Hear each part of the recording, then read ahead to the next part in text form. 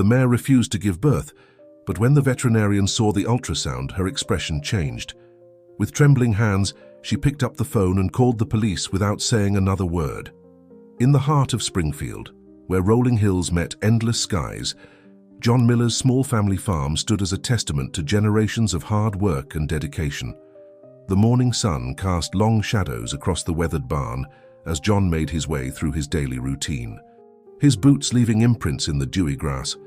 At 42, his face bore the gentle weathering of years spent working the land, but his eyes held an unmistakable spark of determination.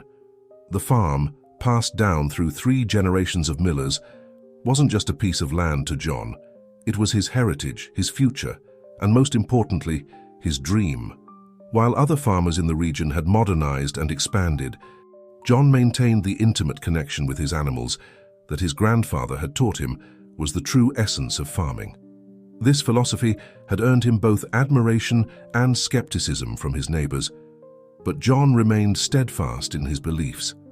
If this story caught your interest, don't forget to subscribe to our channel and give it a like. Let us know from which city you're watching us. Stay tuned. His greatest pride was the stable, where he spent countless hours caring for his horses. Each morning, he would stand at the entrance, breathing in the familiar scent of hay and leather, feeling more at home there than anywhere else. But lately, something was missing. The stable, though well-maintained, felt incomplete without the sound of young hooves against the wooden floors. That all changed the day Daisy arrived. The magnificent mare, with her gleaming chestnut coat and intelligent eyes, represented everything John had dreamed of for his farm's future. From the moment she stepped onto his property, there was an undeniable connection between them. Daisy wasn't just another horse. She was the key to fulfilling his lifelong ambition of breeding horses, of creating something truly special on his modest farm. "You're going to help me build something beautiful here, aren't you, girl?" John would whisper to Daisy during their morning routines. The mare would respond with a gentle nuzzle, as if understanding the weight of his hopes. Together, they developed a routine that seemed almost choreographed, John knowing exactly when Daisy needed attention, and Daisy anticipating John's movements with an almost uncanny awareness. The news of Daisy's pregnancy brought a wave of joy that swept through the farm like a spring breeze. John spent weeks preparing for the arrival of the foal, renovating the stable with meticulous care. He installed new lighting, upgraded the ventilation system, and created a specially padded stall that would provide maximum comfort for both mother and baby. Every detail was considered, every possibility planned for. As word spread through Springfield about John's expecting mare, the small farming community buzzed with interest. Some, like elderly Mrs. Thompson from the neighboring farm, would stop by with advice passed down through generations of horse breeders. Others, particularly the younger farmers who favored modern methods, watched with skepticism, wondering if John's traditional approaches would prove successful. Dr. Emily Thompson, the local veterinarian, became a frequent visitor to the farm, monitoring Daisy's progress with professional interest. Her regular checkups became a source of reassurance for John, who found himself growing more anxious as the pregnancy progressed. Emily's presence brought a sense of security, her expertise blending seamlessly with John's intuitive understanding of his beloved mare. But as the weeks turned into months, subtle changes began to surface in Daisy's behavior. The mare's usually bright eyes seemed to dim slightly, and her characteristic energy began to wane. John noticed how she would sometimes stand motionless in her stall, staring into space with an almost haunted expression. At first, he dismissed these changes as normal pregnancy behavior, but a nagging feeling in his gut told him something wasn't quite right. The changes became more pronounced as Daisy's pregnancy progressed. Her belly, which had grown considerably in the early months, seemed to plateau in size, something John had never encountered in his years of working with horses. During their morning walks, Daisy would occasionally stop abruptly, pawing at the ground with unusual agitation. These moments would pass quickly, but they left John increasingly unsettled. Late one evening, as storm clouds gathered on the horizon, John sat in his grandfather's old office, surrounded by the worn leather-bound journals that documented generations of Miller farming wisdom. As lightning illuminated the room in brief, brilliant flashes, He couldn't shake the feeling that he was missing something important. The thunder rolling across the fields seemed to echo his growing concerns about Daisy's condition. Emily's last visit had been different from the others. Though she maintained her professional demeanor, John caught the slight furrow of her brow as she examined Daisy, the way she double-checked her findings with an intensity that hadn't been present before. When she suggested a more thorough examination at her clinic, her voice carried an undertone that sent a chill down John's spine. As John closed up the stable that night, watching Daisy's silhouette in the dimming light, he couldn't help but feel that he was standing on the edge of something momentous. The air seemed charged with anticipation, as if the very farm itself was holding its breath, waiting for what was to come. Little did he know that Daisy's mysterious condition would soon become the catalyst for events that would shake not only his world, but the entire community of Springfield, revealing secrets that had been buried for generations. The morning Dr. Emily Thompson arrived for the detailed ultrasound examination, an unusual stillness hung over the farm. The early autumn air carried a crisp edge that made Daisy's breath visible in small, cloudy puffs. John watched as Emily unloaded her equipment from her truck, noting how she moved with deliberate precision, her usual easy manner replaced by a focused intensity. "I brought the new portable ultrasound machine," Emily explained, her voice carefully neutral. "It'll give us a much clearer picture of what's going on with Daisy." She paused, adjusting her equipment while stealing glances at the mare. "John, have you noticed any other changes in her behavior lately?" John ran his hand along Daisy's neck, feeling the familiar warmth beneath his palm. "She's been different," he admitted. "Sometimes she just stands there, staring at nothing. And her appetite, it's not what it should be for a pregnant mare." He hesitated before adding, "Last night, I found her pawing at the stable floor for hours. Nothing would calm her down." Emily nodded, her expression thoughtful as she prepared the ultrasound gel. The machine hummed to life, its screen casting a blue glow across their faces in the dim stable.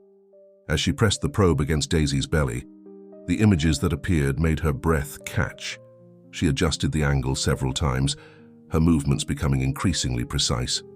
"John," she said finally, her voice barely above a whisper, "I need you to look at something."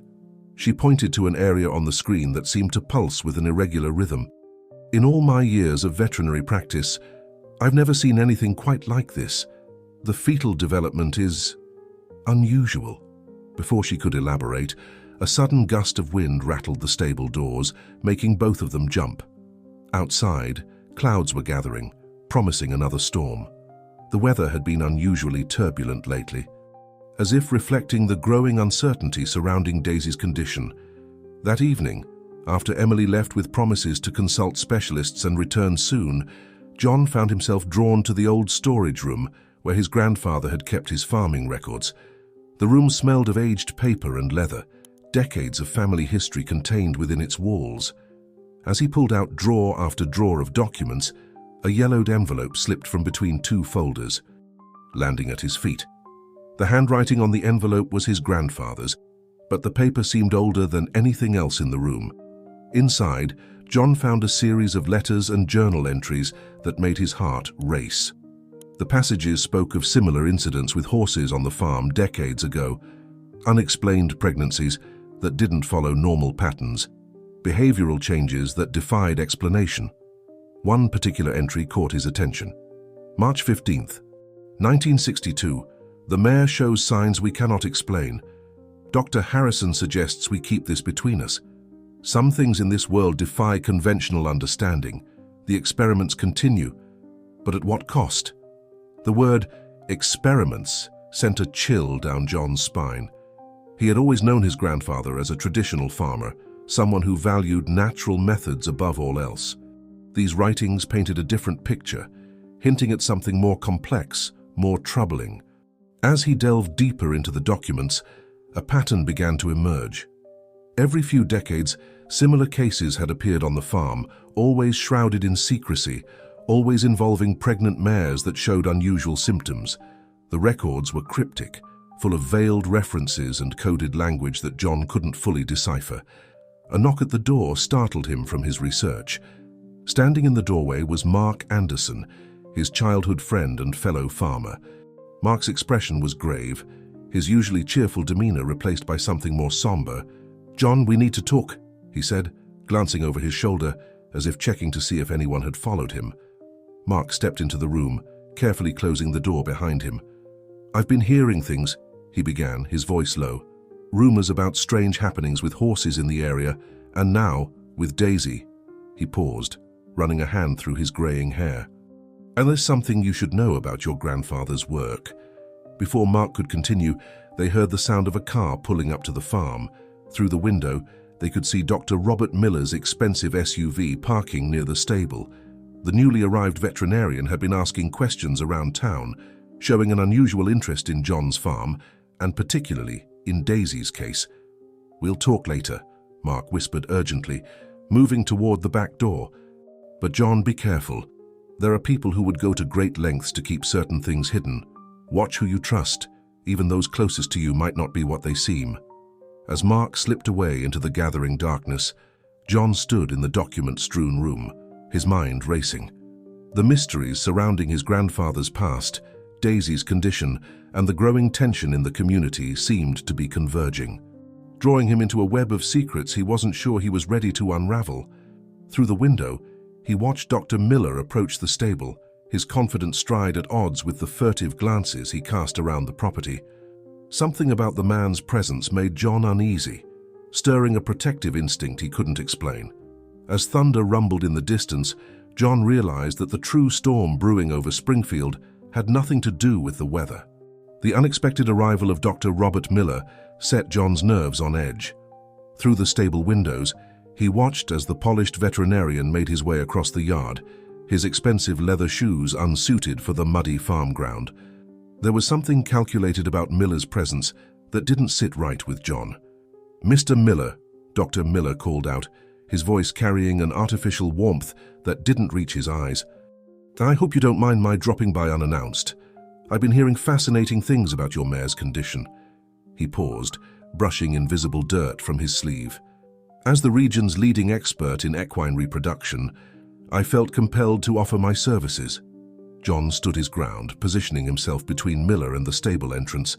"That's kind of you, Dr. Miller, but Daisy's already under Dr. Thompson's care. We're quite satisfied with her expertise." The words came out more defensively than he'd intended, but something about Miller's presence made him protective. Miller's smile tightened, almost imperceptibly. "Ah, yes, young Dr. Thompson. Talented, certainly, but perhaps inexperienced for a case of this complexity." He took a step closer, lowering his voice conspiratorially. "I've seen similar cases before, Mr. Miller. Cases that required a certain discretion." Before John could respond, a commotion from inside the stable drew their attention. Daisy was pawing at the ground again, more agitated than usual. John rushed to her side, with Miller following closely behind, despite not being invited. The mare's behavior had changed dramatically. She was moving in circles, her eyes wide with an emotion John couldn't quite read. "Fascinating," Miller muttered, pulling out a small notebook. "The behavioral patterns are consistent with—" He stopped himself, quickly tucking the notebook away when he noticed John watching. "Mr. Miller, I really must insist on examining her. There could be complications you're not aware of." Just then, Emily Thompson's truck pulled up outside, her arrival cutting through the tension like a knife. She took in the scene quickly, her expression hardening when she saw Miller. "Robert," she said coolly. "So I wasn't expecting to see you here." "Emily," Miller replied, his tone equally frosty. "Just offering my expertise to Mr. Miller here, given the unusual nature of his mare's condition." The way he emphasized unusual made John's skin crawl. Emily moved to stand beside John, her presence reassuring. "I appreciate your concern, Robert, but as I'm sure John has told you, I'm handling Daisy's case." She turned to John, deliberately excluding Miller from the conversation. "I've been consulting with specialists about those ultrasound results. There are some things we need to discuss." The tension in the stable was palpable as Miller lingered, clearly reluctant to leave. Finally, with a tight smile and a business card pressed into John's hand, he departed, his SUV kicking up gravel as he drove away. Only when he was gone did Emily's professional demeanor crack slightly, revealing genuine concern. "John, we need to talk somewhere private," she said, glancing around as if the walls themselves might have ears. "What I found in those ultrasound images, it's not just unusual, it's unprecedented. And there's something else you should know." They moved to John's office, where Emily pulled out a thick folder filled with medical charts and historical records. "I've been doing some research," she began, spreading the documents across his desk. "There have been other cases, John, not just here but across different regions, all following a similar pattern. But every time someone gets close to understanding what's happening, the records disappear, or the cases are suddenly dropped." John's mind raced back to his grandfather's cryptic journal entries. "Emily, there's something you should see too." He retrieved the yellow documents he'd found earlier, watching her face as she scanned the pages. Her expression shifted from curiosity to shock, then to something approaching fear. "This is impossible," she whispered, comparing dates and details between her research and the old documents. "John, these patterns, they're exactly the same as what we're seeing with Daisy. But how could your grandfather have known about this decades ago?" A sudden gust of wind rattled the windows, making them both jump. Outside, the storm that had been threatening all day finally broke, rain pounding against the roof in sheets. In the stable, they could hear Daisy moving restlessly in her stall. "There's more," Emily said, her voice barely audible over the storm. "My father, he used to work with your grandfather. He never talked about it, but before he passed, he left me a letter.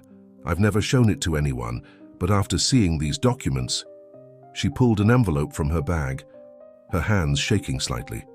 As they sat there, surrounded by pieces of a puzzle they couldn't quite solve, the storm raged outside. Lightning illuminated the room in brief, bright flashes, casting strange shadows across the walls. In the distance, they could hear the sound of another car approaching through the rain, its headlights cutting through the darkness like searching eyes. John moved to the window, trying to make out who could be visiting at this hour. Through the rain-streaked glass, he could see Mark's truck, but there was another vehicle behind it, one he didn't recognize. As both vehicles parked, he watched Mark emerge, accompanied by someone else, their figure obscured by an umbrella. "Emily," John said, his voice tense, "what exactly did your father's letter say about my grandfather's work?" Before she could answer, there was an urgent knock at the door. The sound echoed through the office like a warning, carrying with it the weight of secrets about to be revealed and truths too large to hide any longer. The knock came again, more insistent this time. John and Emily exchanged glances before he moved to answer it. Mark stood there, rain dripping from his coat, but it was his companion who drew their attention, an elderly woman with sharp, intelligent eyes and an air of authority that seemed to fill the room as she entered. "John Miller," she said, her voice carrying a slight accent he couldn't quite place. "I'm Dr. Sarah Bennett. I worked with your grandfather during the 1960s. She removed her rain-soaked coat, revealing a professional outfit that seemed out of place in the rural setting. "We need to talk about Daisy, and about what's really happening on this farm." Emily's face paled at the mention of Dr. Bennett's name. Dr. Bennett. The Dr. Bennett who pioneered research in equine genetics. Her voice held a mixture of awe and apprehension. "Your papers on unusual breeding patterns were groundbreaking until they suddenly disappeared." "Yes, my dear," Dr. Bennett replied, her eyes scanning the documents spread across John's desk. "And I see you've been doing some digging of your own. Your father would be proud, Emily. He always said you had the same instinct for uncovering the truth that he had." John's head was spinning. You knew Emily's father too. He looked between Dr. Bennett and Emily, trying to understand the connection. "What exactly were you all working on?" Dr. Bennett settled into a chair, her presence commanding attention.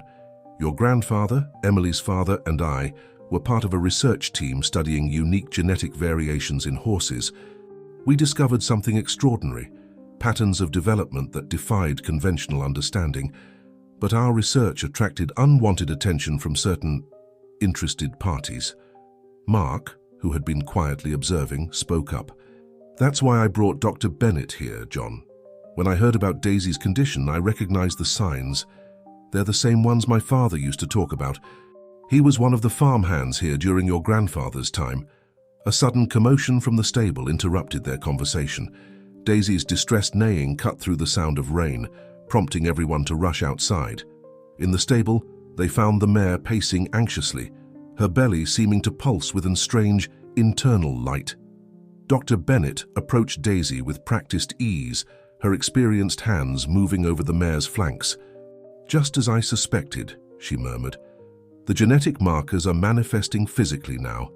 Emily, your ultrasound findings, they showed unusual cellular structures, didn't they?" Emily nodded, pulling out her tablet to show the images. "The fetal development is unlike anything I've ever seen. The cellular organization is almost geometric in nature. And there's this strange bioluminescence that appears intermittently. Precisely what we observed in our research," Dr. Bennett confirmed. "Your grandfather's line of horses, John, they carry a unique genetic sequence. We believed it was the key to understanding accelerated healing and enhanced physical capabilities, but we never got the chance to complete our studies." Thunder crashed outside as John processed this information. "Why not? What happened to stop the research?" Dr. Bennett's expression darkened. "Dr. Robert Miller's father happened. He was a powerful figure in the veterinary research community, and he wanted to use our discoveries for less ethical purposes. When we refused to cooperate, he used his influence to discredit our work and shut down the program. And now his son is showing up here, asking questions about Daisy," John said, the pieces starting to fall into place. "But why now? After all these years?" Mark moved closer to Daisy's stall, his face grave. "Because they never stopped watching, John. They've been waiting for these traits to resurface. My father warned me about this, said someday they'd come back looking for proof." Emily pulled out her father's letter with trembling hands. "That's what my father's letter was trying to warn me about. He knew that if these genetic markers ever appeared again, certain people would go to extreme lengths to gain control of them." A car's headlights swept across the stable windows, and they heard vehicles pulling up outside. Dr. Bennett moved quickly to the stable door, peering out into the rain. "It's Miller," she said tersely. "And he's not alone. They must have been monitoring our movements." John felt a surge of protective instinct. "What do they want?" "They want Daisy," Dr. Bennett replied, her voice hard. "And more specifically, they want what she's carrying. Your grandfather's research was just the beginning, John. What's growing inside Daisy could revolutionize our understanding of genetic potential, for better or worse, depending on who controls it." The group huddled closer as footsteps approached the stable. Through the rain-streaked windows, they could see several figures moving in the darkness, their shadows elongated by the security lights. Daisy grew more agitated, her mysterious condition seeming to respond to the growing tension. "We don't have much time," Dr. Bennett whispered urgently. "John, there's something else you need to know about your grandfather's research, something that could change everything. But first, we need to protect Daisy and her foal, because what's happening here isn't just about preserving the past, it's about safeguarding the future." The stable door rattled, and they could hear Dr. Miller's voice outside, accompanied by others they didn't recognize.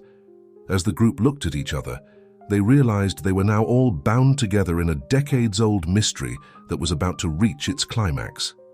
As the footsteps drew closer to the stable door, Dr. Bennett quickly pulled a small device from her pocket, pressing it firmly.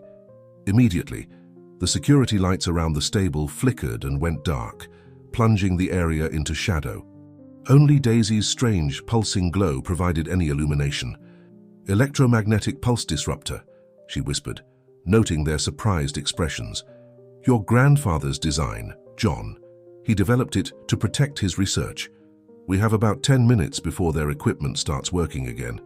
John moved to Daisy's side, placing a protective hand on her neck. "What exactly did my grandfather discover? What makes these horses so special?" "Doctor." Bennett's eyes gleamed in the ethereal light emanating from Daisy. "Your grandfather discovered that certain horses possess what he called adaptive DNA, genetic sequences that can reorganize themselves in response to environmental stress. These horses don't just adapt, they evolve, passing these enhanced traits to their offspring." Emily gasped, her scientific mind racing. "That's impossible. Unless..."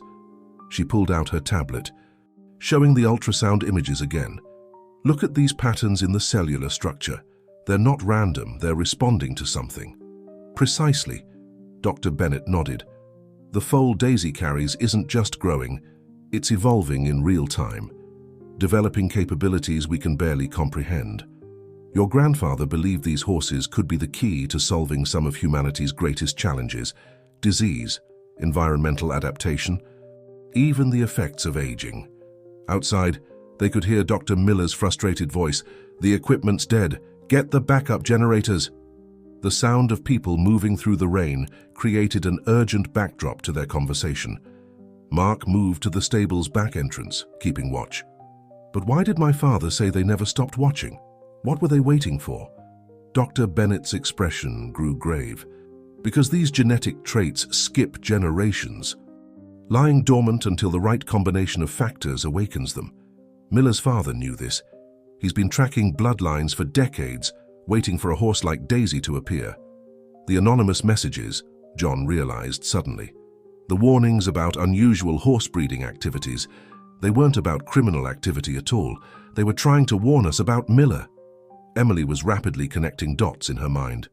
That's why my father left me that letter.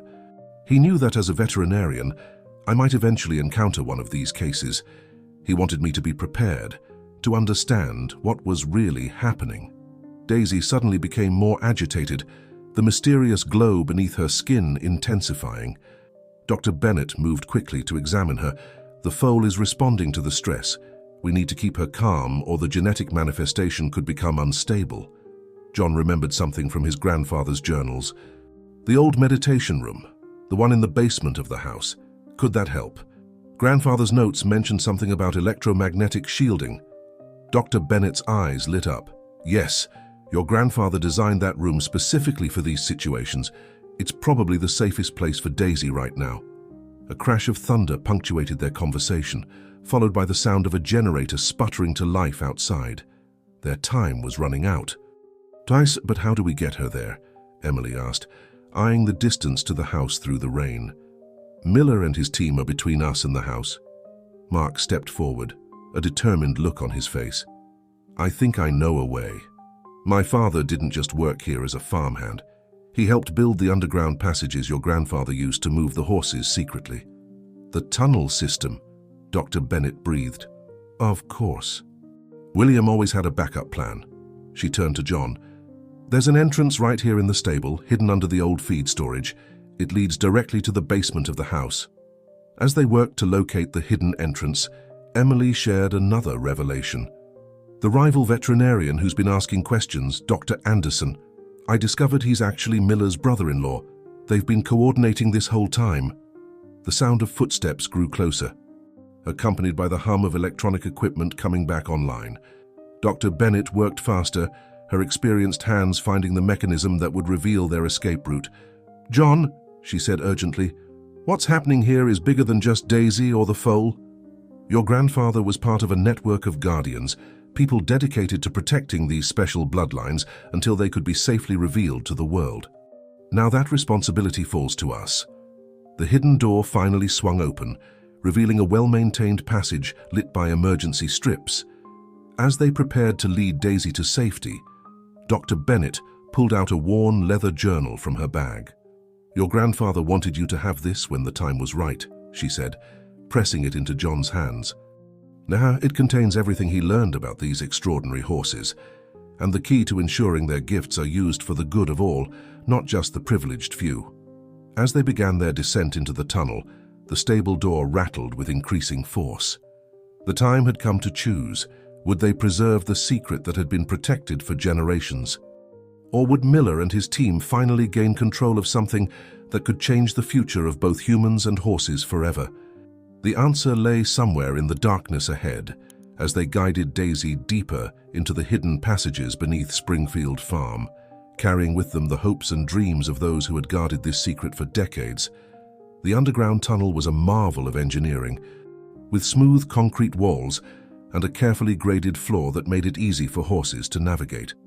Emergency lighting cast a soft blue glow that seemed to interact strangely with the luminescence emanating from Daisy's body. creating dancing patterns on the walls. "Your grandfather thought of everything," Dr. Bennett remarked as they moved deeper into the passage. "These tunnels were designed specifically for moving sensitive research subjects. Notice how the walls are lined with a special material." She ran her hand along the surface. "It blocks electromagnetic interference and surveillance equipment." John led Daisy carefully through the tunnel, amazed at how calm she seemed in these unusual surroundings. The mare's ears were pricked forward with interest rather than fear, as if she somehow recognized this place.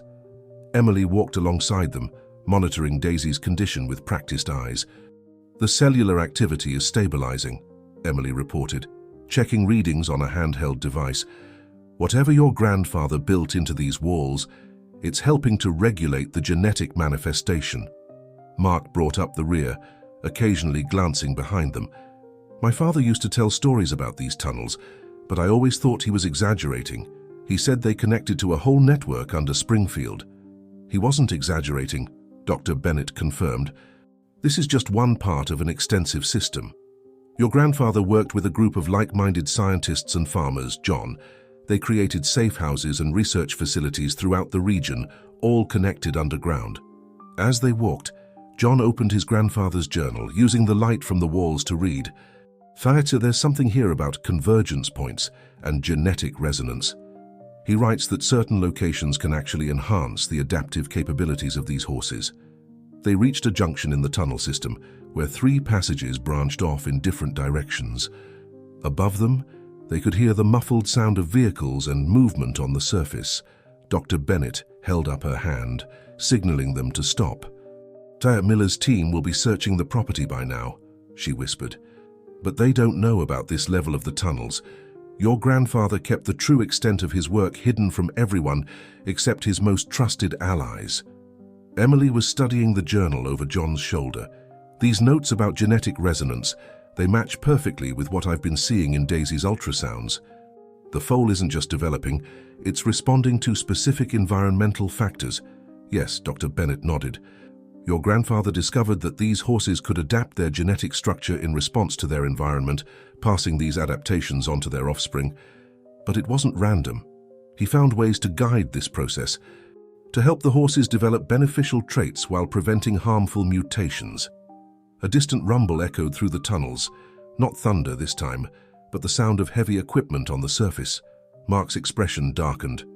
"They're bringing in serious machinery. They're not going to give up easily." John turned another page in the journal, and a loose photograph fluttered to the ground. As he picked it up, his breath caught. The image showed his grandfather standing with a group of people, including a much younger Dr. Bennett and Emily's father. They were gathered around a horse that seemed to glow just like Daisy. "That was Hope," Dr. Bennett said softly, looking at the photograph. "The first horse we documented with these special genetic markers. She was Daisy's great-grandmother." "But how did my grandfather keep all of this hidden?" John asked, still struggling to process the scope of what he was learning. "Surely people must have noticed something unusual happening here." Dr. Bennett smiled sadly.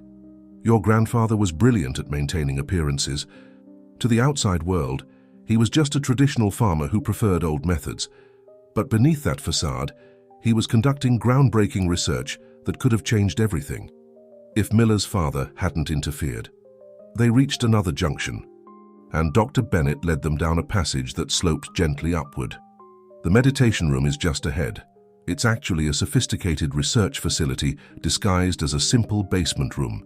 Your grandfather called it the sanctuary." As they approached the room, Daisy's glow intensified, and she became more animated, as if sensing something significant. Emily's monitoring device began beeping rapidly. "The genetic activity is spiking," she reported, excitement creeping into her voice. "Whatever's in that room, Daisy's responding to it." Just then, they heard a new sound echoing through the tunnels. Voices, distant but growing closer. Someone else had found an entrance to the tunnel system. "Quick," Dr. Bennett urged, hurrying them toward a heavy door set into the wall. "Once we're inside the sanctuary, we'll be safe. The security systems your grandfather installed are still active." As she worked to open the door, John noticed something else in the journal, a series of diagrams showing the genetic structure of the special horses. alongside notes about something called Project Guardian. The implications made his head spin. "Dr. Bennett," he said, his voice urgent, "these notes suggest my grandfather wasn't just protecting these horses, he was preparing for something specific. Something he believed would happen in our lifetime." The heavy door swung open with a hydraulic hiss, revealing a room that would change their understanding of everything they thought they knew about genetics, evolution, and the true purpose of Springfield Farm. The sanctuary was unlike anything John had ever imagined existing beneath his family's farm. The circular room was lined with softly glowing panels that pulsed with a subtle, rhythmic light. In the center stood a raised platform surrounded by what appeared to be sophisticated monitoring equipment, all seamlessly integrated into the peaceful design. "Your grandfather called this the resonance chamber," Dr. Bennett explained, moving to activate the room's systems. "It's designed to amplify and stabilize the unique genetic properties these horses possess." As Daisy stepped onto the platform, her own bioluminescence seemed to synchronize with the room's pulsing lights. The effect was mesmerizing, waves of gentle blue light flowing between the mare and the surrounding panels. Emily's monitoring device was recording unprecedented readings. "This is extraordinary," Emily breathed, watching the data stream across her screen. "The genetic structures are aligning themselves in patterns I've never seen before.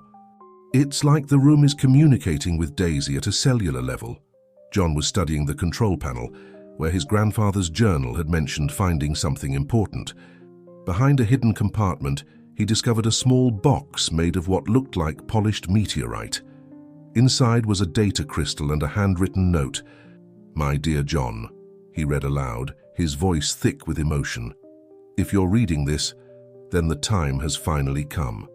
Project Guardian was never just about protecting these remarkable horses. It was about preparing for a future where humanity would need their help. Dr. Bennett nodded solemnly. "Your grandfather was far ahead of his time, John.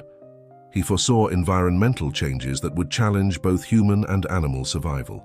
These horses, with their adaptive genetics, could hold the key to helping all species evolve and adapt."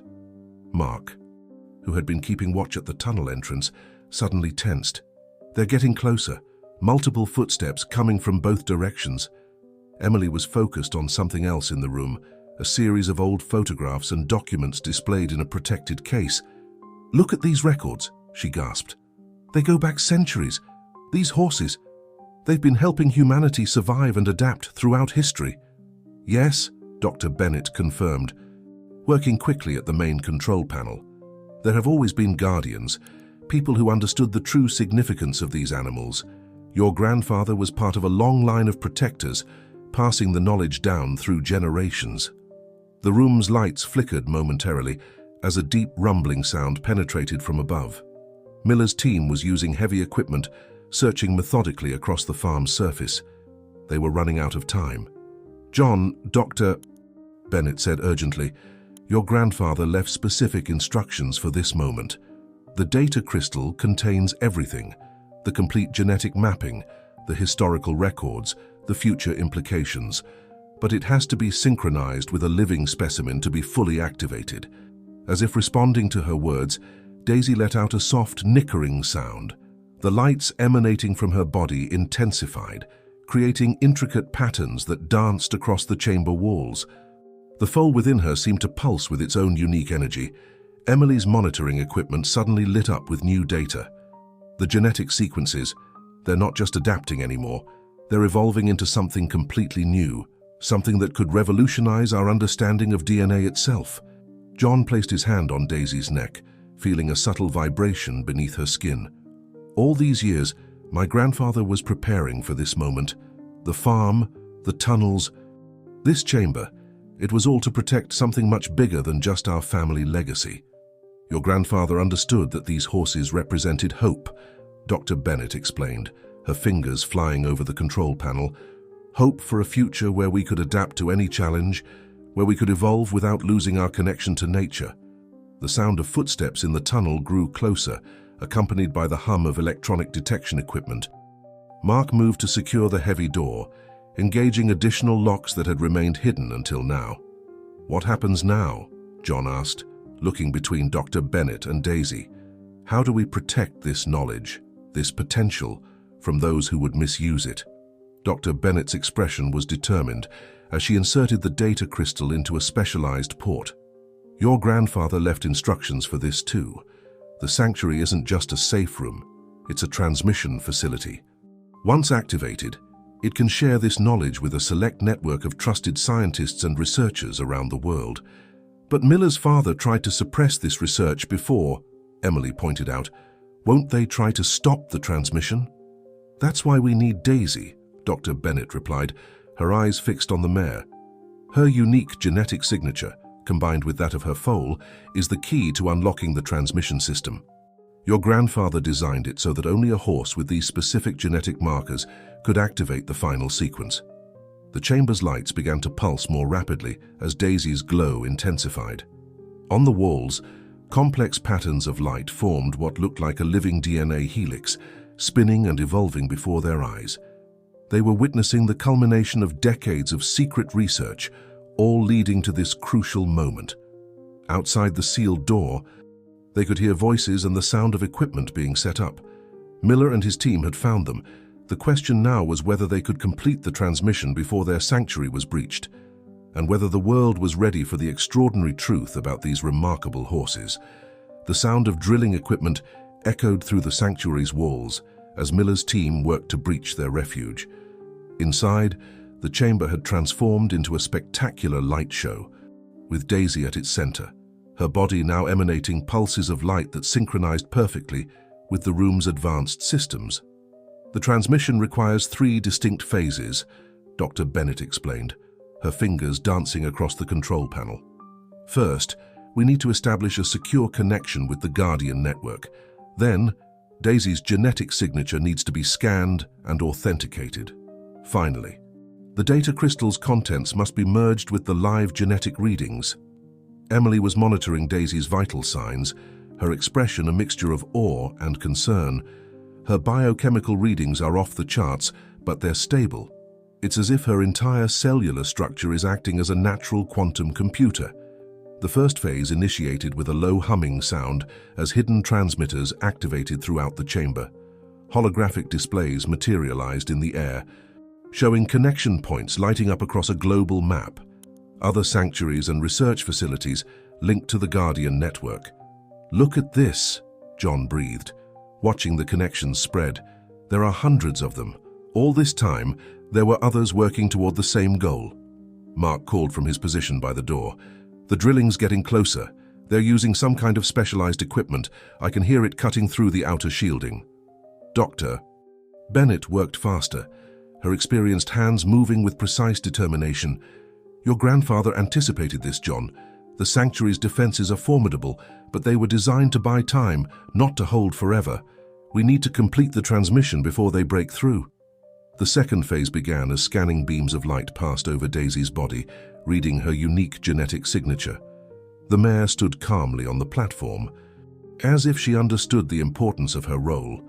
The foal within her seemed to respond to the scanning process, creating beautiful patterns of light that rippled beneath her skin. The genetic authentication is at 60%, Emily reported, watching the progress on her monitors. But there's something else happening. The foal's DNA, it's not just being scanned, it's actively participating in the process. John had been studying his grandfather's journal more closely.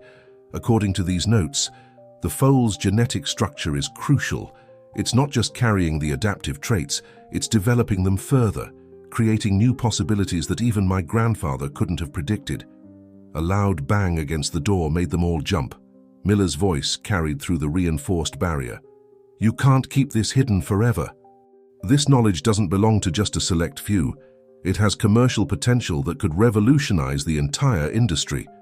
That's exactly what we're preventing, Dr. Bennett muttered, initiating the final phase.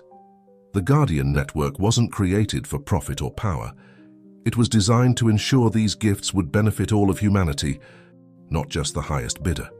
The chamber's energy increased dramatically as the data crystal's contents began merging with Daisy's live genetic readings.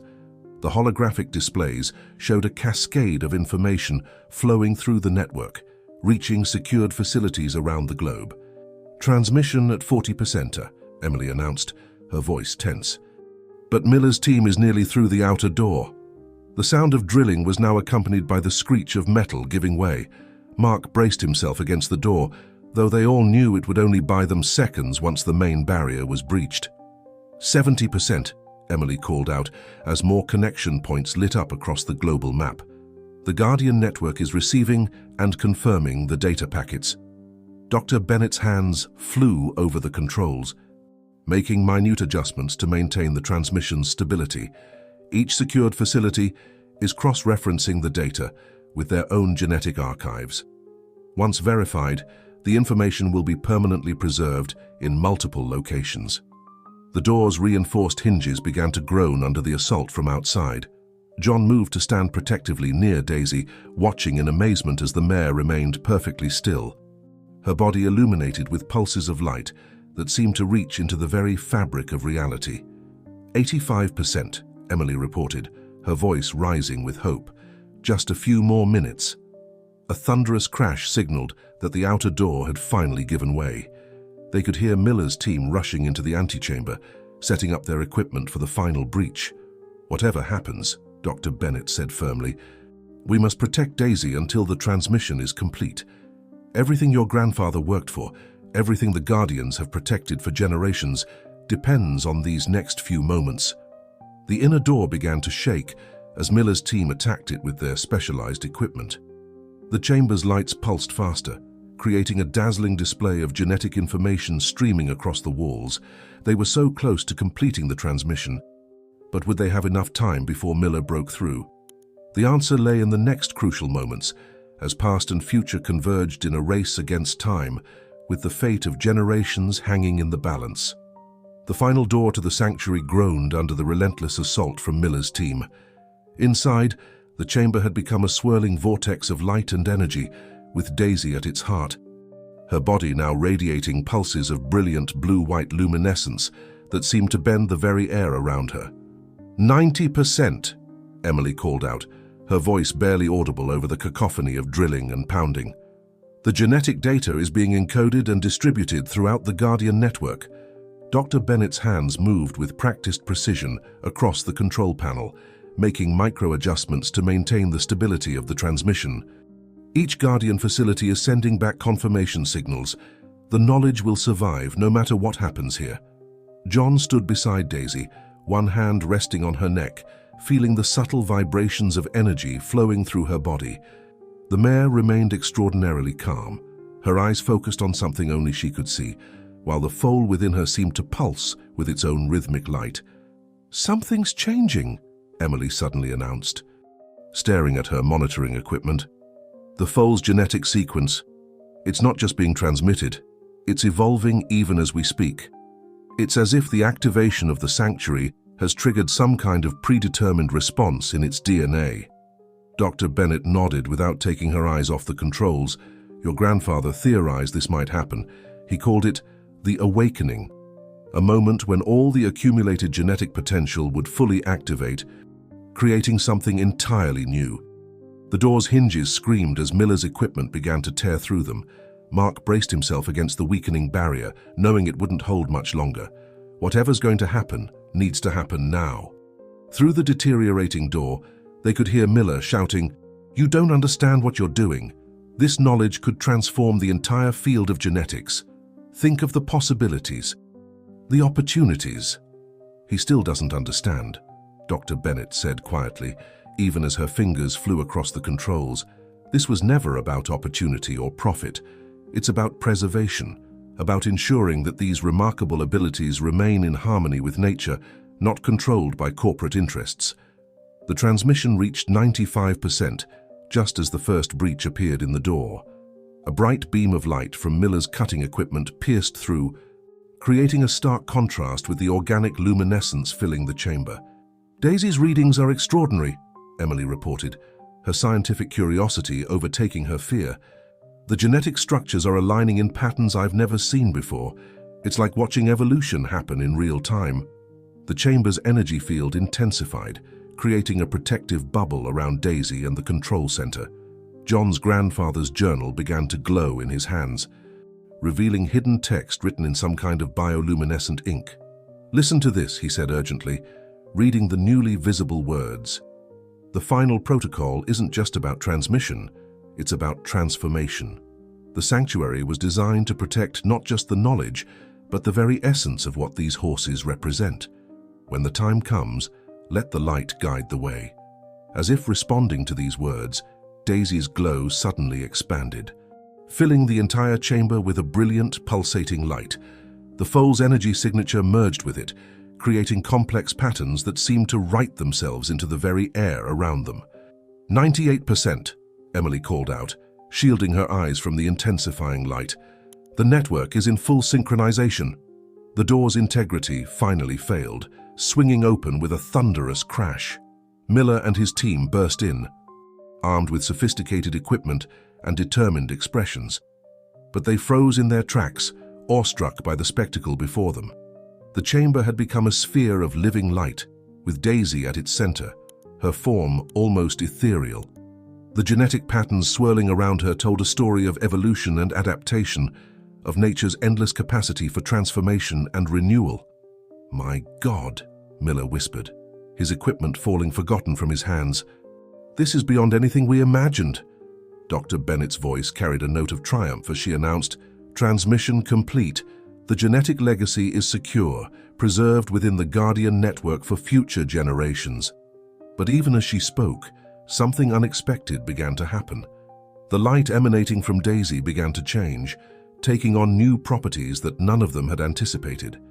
The foal's genetic signature was triggering something within the sanctuary's systems, something that even John's grandfather might not have foreseen.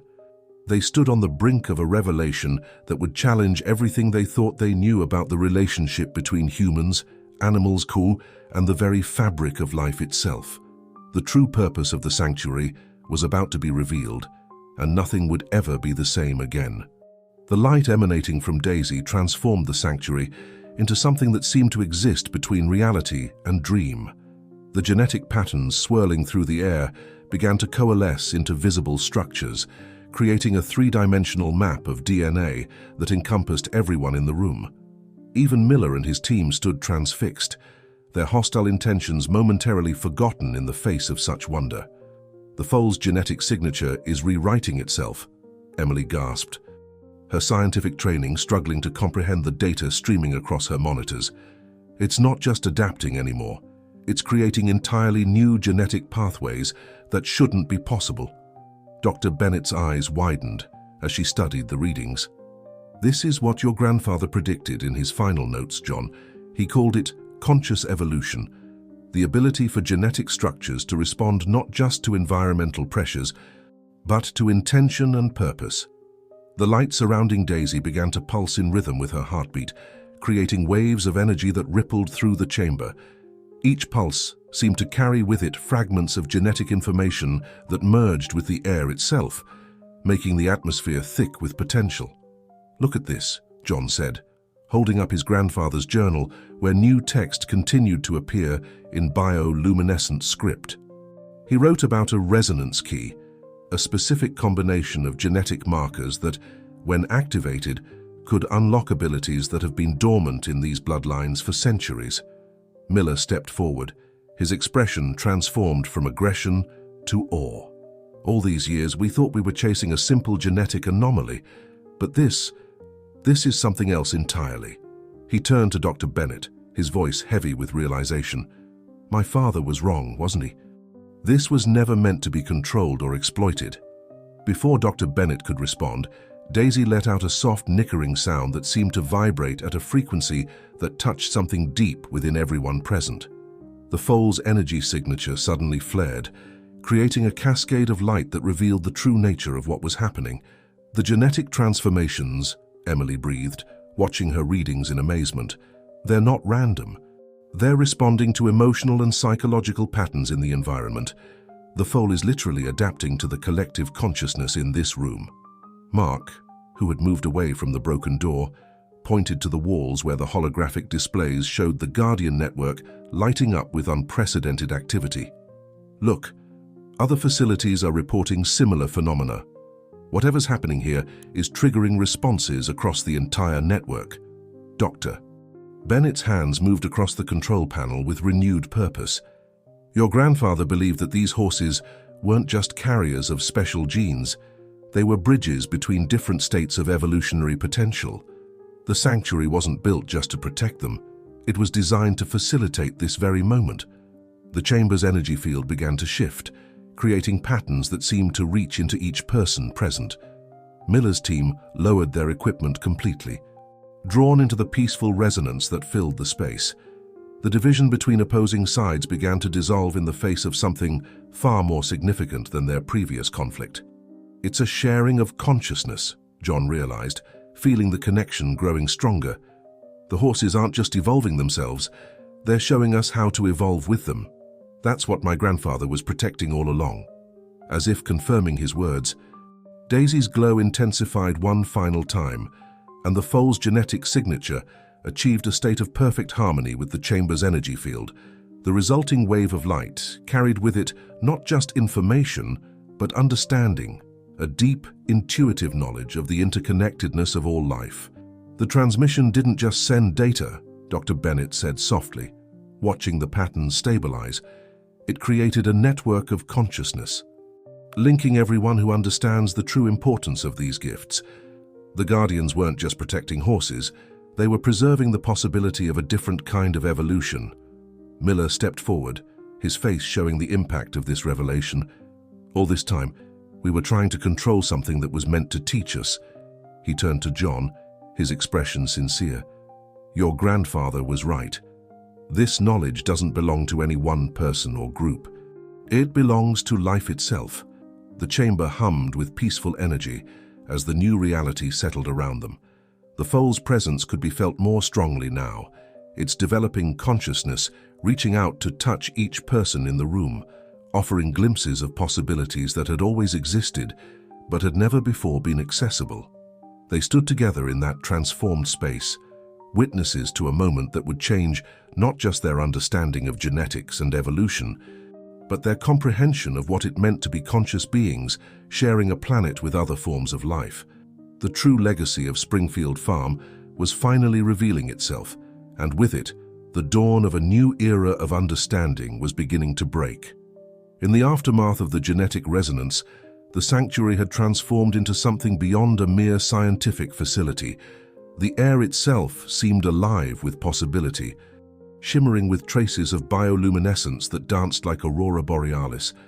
Daisy stood serenely at the center, her presence now emanating a calm wisdom that touched everyone in the room. The genetic markers are stabilizing, Emily announced, her voice filled with wonder as she studied the readings. But they're not returning to their original state. They've evolved into something entirely new, a perfect blend of stability and adaptability. Doctor. Bennett moved carefully through the holographic displays that still filled the air, studying the complex patterns with experienced eyes. The Guardian network is reporting similar transformations at other facilities. Horses with even distant genetic connections to this bloodline are showing signs of awakening. Miller, who had been quietly examining his own monitoring equipment, looked up with an expression of profound realization. The commercial applications I was pursuing, they seem so limited now. This is about something far more fundamental, a new way of understanding life itself. John stood beside Daisy, feeling the subtle vibrations of energy that still coursed through her body. The foal's presence had become a tangible thing, its consciousness reaching out with a curiosity that seemed both ancient and new. They're not just adapting to survive, he said softly. They're adapting to teach. Your grandfather understood this, Dr. Bennett explained, accessing newly unlocked files in the sanctuary's database. His final research wasn't about creating superior horses. It was about establishing a bridge between different forms of consciousness.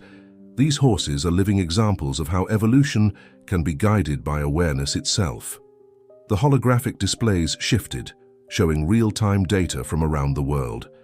Other sanctuaries were reporting extraordinary phenomena. Horses demonstrating unprecedented levels of empathic connection, healing abilities that defied conventional understanding, and forms of communication that transcended normal barriers. Look at this, Emily called out, pointing to her monitor. The foal's genetic structure isn't just stable, it's creating new neural pathways that seem designed for enhanced communication. It's as if it's building a biological framework for deeper connection with other species. Mark, who had been conferring with other members of the Guardian network through the sanctuary's communication system, turned to the group with excitement. Reports are coming in from everywhere. The changes we're seeing aren't isolated. They're part of a larger pattern. Something fundamental is shifting in how these horses interact with the world. The chamber's energy field continued to pulse gently, but now it carried with it images and impressions, glimpses of possibilities that had always existed just beyond the edge of human perception. Everyone present could feel it, a deepening awareness of the interconnected nature of all life. The adaptive traits, Dr. Bennett mused, studying the latest data. They're not just physical. These horses have developed the ability to respond to emotional and psychological needs in their environment. They're becoming living bridges between nature's wisdom and human consciousness. Miller's team members, who had entered as adversaries, now moved through the chamber with reverent curiosity. Their sophisticated equipment, designed to capture and control, now seemed crude compared to the subtle elegance of what was unfolding before them. "Doctor Miller," one of his researchers called out, "you need to see these readings. The energy patterns, they're similar to what we've observed in quantum fields, but they're coherent, organized. It's like they're being guided by some kind of intelligence." Miller nodded slowly, his entire perspective shifting. "We were looking at it all wrong. We thought we could isolate and replicate these traits, but they're part of something much larger, something we need to learn from, not control." John found himself drawn to a new section of his grandfather's journal, where the bioluminescent text revealed deeper insights. The true potential of these horses was never about creating a superior breed. It was about remembering something we had forgotten, that evolution isn't just about survival, but about the growth of consciousness itself. As the day's first rays of sunlight began to penetrate the underground chamber through hidden light wells, they illuminated a scene that would have been impossible to imagine just hours before. Former adversaries stood together, united in their awe of what they were witnessing. The Guardian network hummed with activity as new connections formed between sanctuaries worldwide. Daisy's pregnancy had become more than just the continuation of a special bloodline. It represented the birth of a new understanding about the relationship between humans, animals, and the very process of evolution itself. The foal she carried would be the first of a new generation, born into a world that was finally ready to understand and appreciate the gifts these remarkable horses had always possessed. The transformation that had begun in the sanctuary was spreading, rippling outward like waves in a pond, touching lives and changing perspectives in ways that would continue to unfold for generations to come. As dawn broke over Springfield Farm, the news of what had transpired in the sanctuary began to spread through the community. The morning light seemed different somehow, carrying hints of the same luminescence that had transformed the underground chamber. Horses in neighboring farms were responding to the change, displaying unprecedented levels of awareness and connection. "The resonance effect is expanding," Dr. Bennett explained, studying data from sensors placed throughout the region. "Other horses are beginning to exhibit heightened sensitivities, though not to the same degree as those with direct genetic links to Daisy's bloodline." The local veterinary clinic had become a hub of activity as Emily coordinated with colleagues worldwide, sharing observations and documenting the emerging phenomena. "We're seeing patterns of behavior that challenge everything we thought we knew about equine cognition. These horses aren't just responding to their environment, they're actively engaging with it in ways we never imagined possible." John had opened the farm to a small group of trusted observers, including Mrs. Thompson from the neighboring farm. The elderly woman stood at the fence of the main paddock, tears streaming down her face as she watched her own horses displaying new levels of awareness and interaction. "I always knew there was something special about this place," she whispered, reaching out to touch one of her mares that had approached the fence. "My grandfather used to tell stories about horses that could heal with their presence. We thought they were just tales, but now..." Dr. Miller, who had spent the morning making calls to colleagues and research institutions, approached John with a transformed perspective. "I've spoken with the board of directors. We're shutting down all attempts to commercialize these genetic traits. Instead, we're establishing a foundation to support the Guardian network and protect these horses.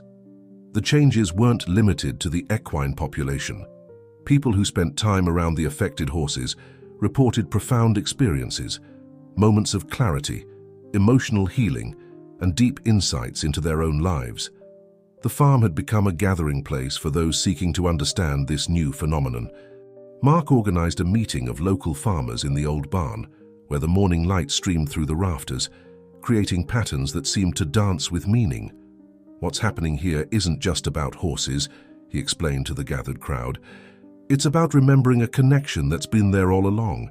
These horses are showing us a different way of being in the world." In the sanctuary below, Daisy continued to emanate a gentle radiance, her pregnancy now entering its final stages. The foal's presence had become a beacon of sorts, drawing people and animals alike into a field of enhanced awareness. Emily's monitoring equipment captured extraordinary data about the interactions between the mare's consciousness and those around her. "The foal's development is accelerating," Emily reported during a conference call with other veterinarians in the Guardian network. But it's not just physical growth. We're seeing the formation of neural structures that suggest capabilities we've never encountered before. This little one isn't just going to be born. It's going to emerge into the world already connected to this new field of consciousness. Throughout the day, more visitors arrived at Springfield Farm, drawn by an intuitive sense that something momentous was occurring. Among them was a group of indigenous elders who had traveled from distant reservations, having recognized in the reports the fulfillment of ancient prophecies about a time when the bridge between humans and nature would be renewed. "Your grandfather knew this day would come," one of the elders told John as they watched Daisy grazing peacefully in the afternoon sun. "In our traditions, we speak of a time when the horses would help us remember our true relationship with the living world. This is just the beginning." Dr. Bennett worked tirelessly to document everything, knowing that these events would reshape scientific understanding for generations to come. "What we're witnessing isn't just an evolutionary leap," she explained to a group of fascinated researchers. "It's the emergence of a new way of being, one that bridges the gap between conscious intention and biological adaptation." The community of Springfield was transforming too. Old rivalries and disagreements faded in the face of something larger than individual concerns. Farmers who had once competed now found themselves working together, sharing resources and insights as they learned to work with these newly awakened horses. By late afternoon, the first journalists had arrived, drawn by reports of unusual phenomena at the farm. But something remarkable happened. Instead of sensationalizing the story, they found themselves caught up in the atmosphere of profound change. Their reports focused on the sense of hope and possibility that seemed to radiate from the farm. Even the skeptics who came to investigate found their doubts transformed by direct experience. A prominent scientific critic stood in stunned silence as he watched a group of horses demonstrate levels of cooperative behavior that should have been impossible, working together to help a young foal in a way that showed clear evidence of shared consciousness. As the day drew to a close, John stood with Dr. Bennett and Emily at the entrance to the sanctuary, watching the data stream in from monitoring stations around the world. The changes that had begun here were spreading, touching lives and awakening possibilities that had long lain dormant in the relationship between humans and horses. "Your grandfather's vision was larger than any of us realized," Dr. Bennett said softly, placing a hand on John's shoulder. "He wasn't just protecting a genetic legacy, he was helping to midwife a new chapter in the story of life on Earth." The sun setting over Springfield Farm painted the sky in colors that seemed to echo the luminescence they had witnessed in the sanctuary. Something profound had shifted in the world, and though its full implications were yet to be understood, everyone present could feel that they were standing at the threshold of an extraordinary new beginning. The week following the sanctuary's activation passed in a blur of activity at Springfield Farm. The property had become a focal point of something unprecedented, a gathering of minds and hearts drawn together by the promise of what was unfolding. As evening settled over the land, there was a palpable sense that they were approaching another crucial moment. Daisy, now in the final stages of her pregnancy, had taken on an almost ethereal quality. Her coat shimmered with subtle patterns of light that changed in response to the thoughts and emotions of those around her. The stable where she resided had become a place of profound peace, where people found themselves speaking in whispers, not out of necessity, but out of reverence. The foal's consciousness is already actively engaging with the world, Emily explained to a small group of observers, her monitoring equipment displaying complex patterns of neural activity. It's as if it's learning about our world before even being born, absorbing knowledge through some kind of quantum entanglement we're only beginning to understand. Dr. Bennett had set up a temporary research station near the stable where she coordinated with the Guardian network. Other facilities are reporting unprecedented phenomena, she shared with John. Horses across the globe are displaying new levels of intelligent response. It's as if Daisy's foal is becoming a catalyst for a wider awakening. The farm's atmosphere had transformed as well. The very air seemed charged with potential, and visitors reported experiencing unusual phenomena, moments of profound insight, spontaneous healing, and deep emotional connections with the horses. Even the skeptical Dr. Miller found himself transformed by what he witnessed. "I've spent my entire career studying genetic enhancement," he remarked, watching Daisy through the stable window. "But what's happening here transcends anything we could have engineered. This is evolution guided by consciousness itself." As night approached, John noticed something extraordinary in his grandfather's journal. The bioluminescent text had begun arranging itself into new patterns, revealing deeper layers of understanding. "Look at this," he called to Dr. Bennett. "The journal isn't just containing information, it's responding to the present moment, showing us exactly what we need to know." The latest entries spoke of a convergence, a moment when the boundary between human consciousness and natural wisdom would become permeable. The journal described it not as an endpoint, but as a beginning, the first step in a new chapter of co-evolution between species. Mark, who had been monitoring the underground network of sanctuaries, reported increased activity throughout the system. "It's like the entire network is breathing together," he observed. "Every sanctuary around the world is resonating with the same frequency we first saw in the chamber." Local farmers gathered at dusk, drawn by an intuitive understanding that something momentous was approaching. Among them was Mrs. Thompson, who brought with her an old photograph showing horses from the 1960s, displaying similar, though less pronounced, luminescent patterns. "History doesn't just repeat," the elderly woman mused, showing the photograph to John. "It spirals upward, returning to familiar points but at higher levels of understanding. Your grandfather knew this day would come, but even he couldn't have imagined its full significance." Inside the stable, Daisy had begun moving in slow, deliberate patterns, her body emanating waves of gentle light that seemed to pulse in rhythm with the earth itself. The foal's presence could be felt more strongly now, its consciousness touching everyone present, with a sense of ancient wisdom and future potential combined. "The genetic readings are extraordinary," Emily reported, her voice hushed with wonder. "The foal's DNA isn't just carrying information, it's creating new patterns of possibility. It's as if it's designing its own evolution in response to the collective needs of this moment in history." Dr. Bennett worked quietly at her station, documenting everything while coordinating with other sanctuaries. "We're seeing similar phenomena worldwide," she explained. "Horses everywhere are beginning to display enhanced abilities, healing, empathy, communication. But what's happening here with Daisy and her foal is unique. They're not just participating in this change, they're helping to guide it." As midnight approached, a soft rain began to fall, each droplet seeming to carry its own subtle luminescence. The farm had become a gathering point for an extraordinary convergence of science and mystery, of human understanding and natural wisdom. People from all walks of life stood together, united in their witness of something that would change their world forever. John found himself standing with Dr. Miller near Daisy's stall. Their former antagonism transformed into a shared sense of purpose. "Your grandfather once told my father something that he didn't understand at the time," Miller said softly. "He said that the future of human evolution wouldn't come from our attempts to control nature, but from learning to enter into dialogue with it. I think I finally understand what he meant."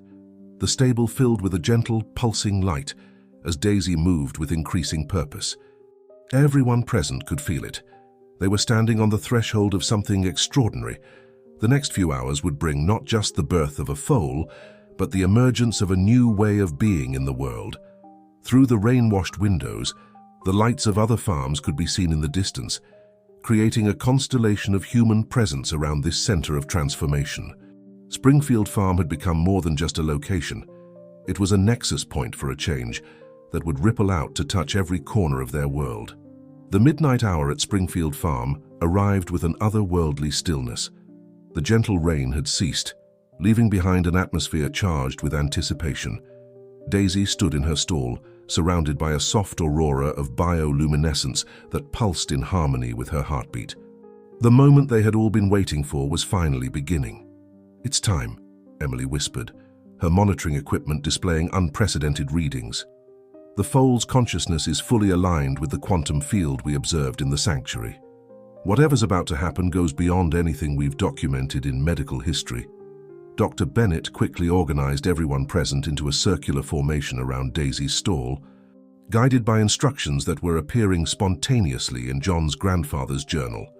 "The birth of this foal isn't just a physical event," she explained.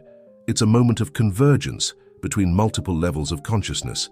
Everyone here is part of this process." The stable's atmosphere began to shift, the air itself becoming thick with visible patterns of energy that swirled and danced like the Aurora Borealis. Daisy remained remarkably calm, her eyes showing a deep awareness of the significance of what was unfolding.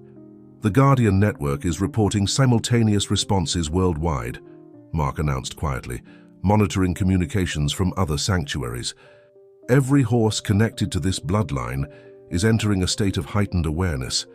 It's like they're all participating in this moment." Dr. Miller, who had spent his career pursuing genetic breakthroughs, stood in awe of the natural miracle before him. "We thought we could engineer evolution," he said softly. "But this is evolution engineering itself, guided by consciousness and purpose." As the first signs of the foal's arrival became apparent, the bioluminescence surrounding Daisy intensified. Patterns of light began flowing through the stable in complex geometric forms, creating a field of energy that everyone present could feel physically. The boundaries between observer and participant began to blur. "The foal's genetic structure is crystallizing into something entirely new," Emily reported, her scientific training struggling to encompass what her instruments were showing. "It's not just combining traits from its bloodline, it's actively synthesizing new possibilities based on the collective field we're generating." John stood nearest to Daisy, one hand resting gently on her neck, feeling the vibrations of change coursing through her body. The journal in his other hand was now emitting its own soft light, its pages filling with real-time observations of what was occurring on multiple levels of reality. "Your grandfather foresaw this," Dr. Bennett said to John, her voice filled with wonder. He understood that the next step in evolution wouldn't be a solitary event, but a collaborative emergence, a moment when human consciousness and natural wisdom could finally find a new way of working together. The moment of birth itself transcended ordinary experience. As the foal emerged into the world, it brought with it a wave of consciousness that touched everyone present. For a brief, extraordinary moment, they all shared in its perception, seeing the world through eyes that combined ancient wisdom with new possibilities. The foal stood on unsteady legs, its coat shimmering with patterns of light that responded to the thoughts and emotions of everyone present. But what struck them most was its eyes, deeply aware, filled with an intelligence that seemed both newborn and eternally ancient. "Look at the markings," Emily gasped, pointing to patterns on the foal's coat that were organizing themselves into complex, meaningful forms. "They're not just random, they're some kind of living language, expressing itself through light and form." As dawn approached, news of the birth had spread throughout the Guardian network. Reports flooded in of horses everywhere displaying new levels of awareness and ability. The foal's arrival had triggered something that had been waiting to emerge for generations. "This is just the beginning," Dr. Bennett said, watching the foal nuzzle against its mother. "Fios, what we're witnessing isn't just the birth of a unique individual, it's the emergence of a new way of being. A bridge between worlds that have been separated for too long." The first rays of sunrise penetrated the stable windows, interacting with the bioluminescent field, to create rainbow-like refractions throughout the space. The foal moved with increasing steadiness, approaching each person present with a gentle curiosity that carried profound implications. As morning fully arrived at Springfield Farm, the world felt irrevocably changed. The foal's birth represented not just the continuation of a special bloodline, but the beginning of a new chapter in the relationship between humans and the natural world. The transformation that had begun in the sanctuary had found its first physical expression, and its implications would continue to unfold in ways that would touch every aspect of life on Earth. 3 months after the miraculous birth at Springfield Farm, the impact of that extraordinary night continued to ripple outward in ever-widening circles. The foal, named Aurora by unanimous agreement, had grown into a symbol of hope and transformation for people around the world. Her presence seemed to bridge the gap between what was known and what was possible. "The changes we're documenting go beyond anything we could have imagined," Emily explained to a gathering of international scientists and researchers.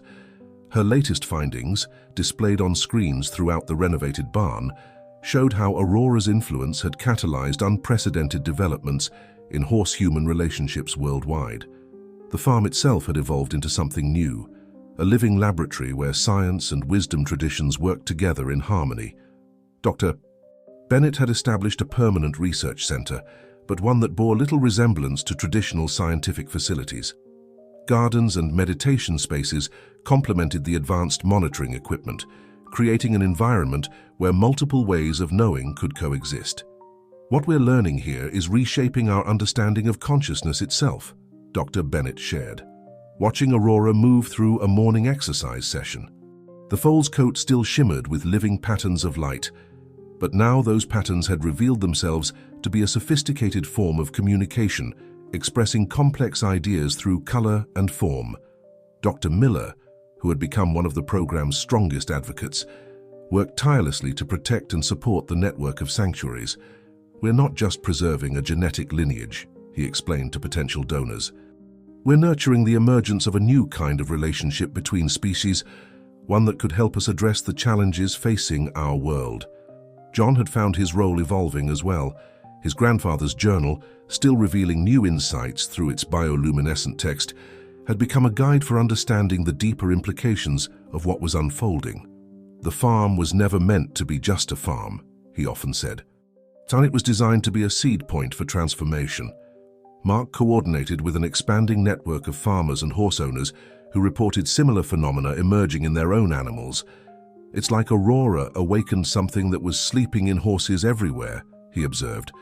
"They're remembering capabilities that have been dormant for generations."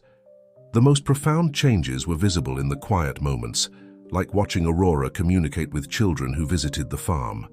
The foal demonstrated an uncanny ability to respond to unspoken needs, offering comfort, insight, and healing through her mere presence. The scientific community struggled to explain her abilities, while indigenous wisdom keepers nodded in recognition of what their traditions had always known was possible. "The quantum field generated during Aurora's birth never fully dissipated," Emily noted during one of her regular monitoring sessions. "Instead, it seems to have stabilized into a permanent enhancement of the natural empathic connection between horses and humans. We're all learning to access levels of awareness we didn't know we had." Springfield Farm had become a gathering place for people seeking to understand and participate in this emerging paradigm. Researchers worked alongside spiritual teachers, children played with horses that responded to their thoughts, and skeptics found their doubts transformed by direct experience. As autumn painted the surrounding hills in brilliant colors, John stood with Dr. Bennett near the spot where Daisy had first arrived at the farm. "My grandfather knew this wasn't just about breeding special horses," he said, watching Aurora lead a group of younger horses in what appeared to be a kind of synchronized consciousness exercise. "It was about remembering a way of being in the world that we'd forgotten was possible." The Guardian network had grown into a global web of connection points, each contributing to a new understanding of the relationship between consciousness and evolution. Aurora's siblings, for Daisy had gone on to have more foals, displayed similar abilities, each contributing unique qualities to the emerging field of possibility. Dr. Bennett smiled as she watched a young researcher working with one of the new foals, their movements synchronized in a dance of mutual awareness. Your grandfather used to say that the future would be born from the marriage of human innovation and natural wisdom. I think he would be proud to see how that vision has come to life here. The sun setting over Springfield Farm caught the bioluminescent patterns that now regularly appeared in the evening air, a visible reminder of the invisible connections that linked all life together. Aurora stood on a nearby hill, her form silhouetted against the dying light, a living bridge between what was and what could be. As night fell and the first stars appeared, their light seemed to resonate with the patterns of consciousness that now flowed freely between species. The story that had begun with one farmer's dream had blossomed into something that touched the very fabric of life itself, offering hope and direction for a world in need of both. The transformation that had started at Springfield Farm continued to unfold, not as an ending but as an ongoing journey of discovery and remembrance. In the gentle night air, beneath stars that seemed to shine with new significance, the promise of a different way of being in the world shimmered like hope made visible. Dear listeners, we hope this journey through Springfield Farm has touched your hearts and opened your minds to new possibilities. This story of transformation and hope is just one of many we share on this channel. If you've been moved by John, Daisy, and Aurora's story, don't forget to subscribe and join our community of storytellers and dreamers. Leave a like if you believe in the power of connection between humans and animals, and share your own experiences in the comments below. Together, we can continue to explore these extraordinary tales of hope and evolution. See you in our next adventure.